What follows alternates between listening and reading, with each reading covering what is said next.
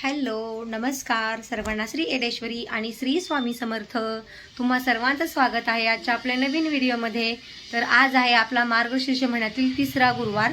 तर आता सर्व माझी रोजची कामे वगैरे उरकलेली आहेत आणि इथं बघा आपली आता रोजची देवपूजा पण झालेली आहे. स्वामींची आरती झाली आणि त्यानंतर मग जे स्वामींचं सारामृताचं आपली नित्यसेवा असते ते वाचन वगैरे झालं आणि आता मग मी महालक्ष्मी देवीची पूजा मांडणार आहे.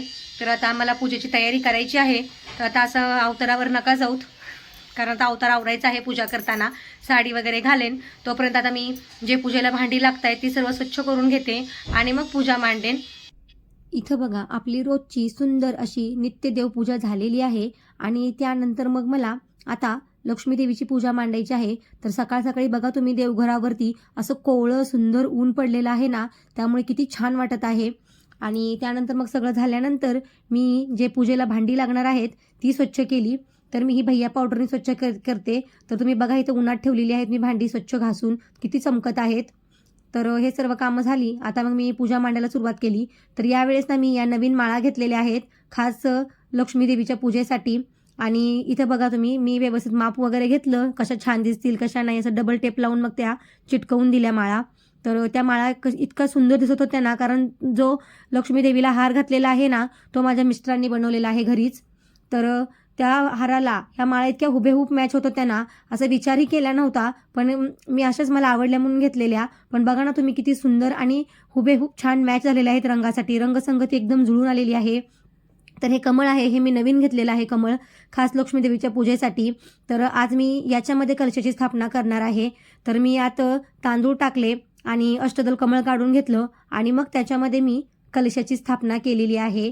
तर कलशामध्ये सगळ्यांनाच आपल्याला माहिती आहे की रुपया, त्यानंतर नाणं, 1 रुपयाचं नाणं, सुपारी हे सर्व टाकून अक्षता, हळदी कुंकू, फूल वगैरे टाकून त्यानंतर मग विड्यांची पानं वगैरे लावून छान अशी नारळाची स्थापना केली.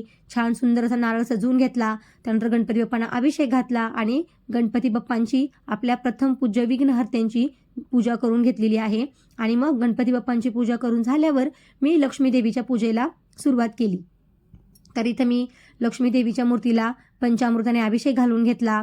त्यानंतर मग तिला आवडणारं असं छान असं गुलाबाचं अत्तर लावलं. खाली ही माझी जी चांदीची मूर्ती आहे या देवीला मी अभिषेक घालते मी मूर्तीला.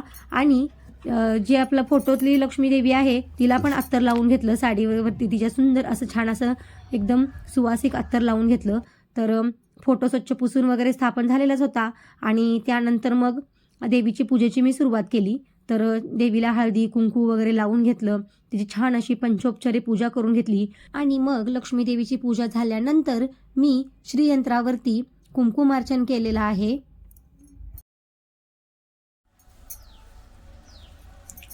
ओम श्रीं श्रीं महामायेय नमः. ओम श्रीं श्रीं महालक्ष्मी नमः.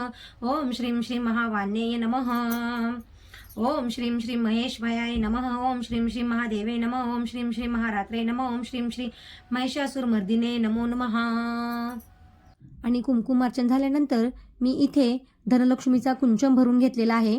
तर अशी सर्व माझी पूजा सेवा झाल्यानंतर मग छान अशी शेवटी मी रांगोळी काढली, जेणेकरून रांगोळी पुसली जाणार नाही. तर इथं बघा मी आज ना रांगोळीमध्ये पिवळा आणि हिरवा रंग वापरलेला आहे, कारण दरवेळेस मी लाल रंग वापरते पिवळ्याच्या सोबतीला, पण यावेळेस म्हटलं हिरवा वापरून बघूयात. पण हिरवा पण इतका उठून दिसत होता, जसं की लाल देवी आईला प्रिय आहे तसंच हिरवा रंग पण देवी आईला प्रिय आहे. म्हणून मग मी आज हिरवा रंग वापरायचं ठरवलं. तर खरंच रांगोळी किती छान सुंदर उठून दिसत आहे बघा. हा फायनल लुक बघा रांगोळीचा, किती पूजा सुंदर आणि सुंदर अशी उठून दिसत आहे. तर त्यानंतर मग रांगोळी वगैरे सर्व काढून झाली. मग मी कहाणी वाचायला घेतली. तर मग मी लक्ष्मी देवीची कहाणी वगैरे वाचली. तर अशा प्रकारे आज माझी सुंदर अशी 3ऱ्या गुरुवारची पूजा झालेली आहे.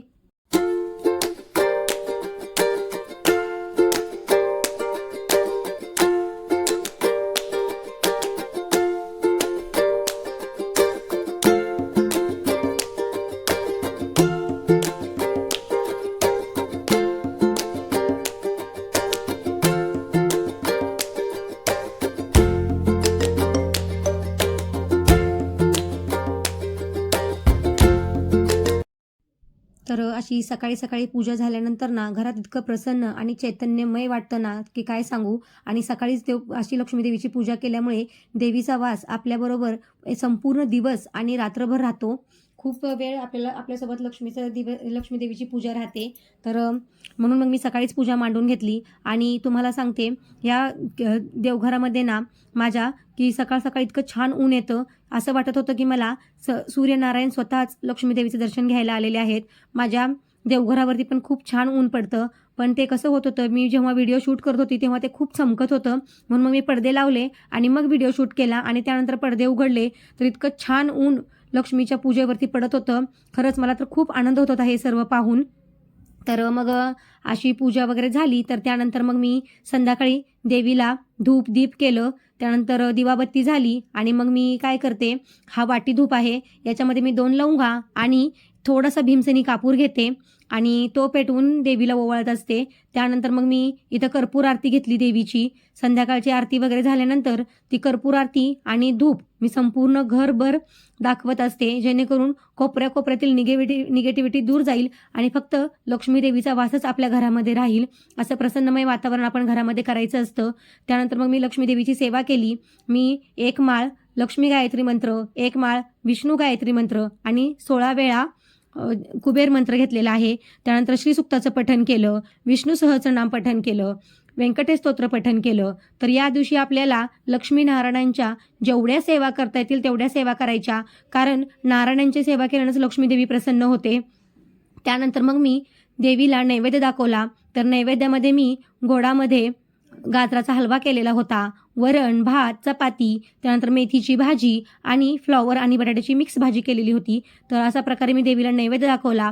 अशी छान अशी 3ऱ्या गुरुवारची लक्ष्मी देवीची पूजा झालेली आहे. व्हिडिओ आवडले असल्यास व्हिडिओला लाईक, शेअर आणि सबस्क्राईब करा. तोपर्यंत सर्वांना श्री स्वामी समर्थ. धन्यवाद.